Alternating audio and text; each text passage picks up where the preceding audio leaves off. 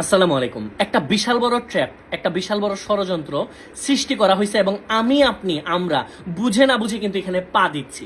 আমি আপনাদেরকে যদি অল্প কথায় বুঝায় বলতে চাই, ছাত্র জনতার ঐক্যের মাধ্যমে, আন্দোলনের মাধ্যমে আমরা যে স্বাধীনতা অর্জন করলাম, যে স্বৈরাচার শাসক গোষ্ঠীকে উৎখাত করে দিলাম, সেই গোষ্ঠীর কিন্তু 0.1% দেশের বাইরে যায় না। ম্যাক্সিমাম কিন্তু স্বৈরাচার শাসক গোষ্ঠীর দোষকেরা দেশে আছে এবং তারা চাচ্ছে এমন একটা সিচুয়েশন এখন তৈরি করার জন্য যেন আমরা এটা বলতে বাধ্য হই যে না ভাই, আমরা তো আগেই ঠিক ছিলাম, এখন তো ঠিক নেই। তারা কিন্তু তাদের সর্বোচ্চ চেষ্টা করতেছে। আপনারা যে কোনো জায়গায় সহিংস কোনো ঝামেলা হইলে আপনারা আগে নিজেকে প্রশ্ন করা শিখতে হবে যে এই ঝামেলা থেকে সবচেয়ে বড় ফায়দা কার।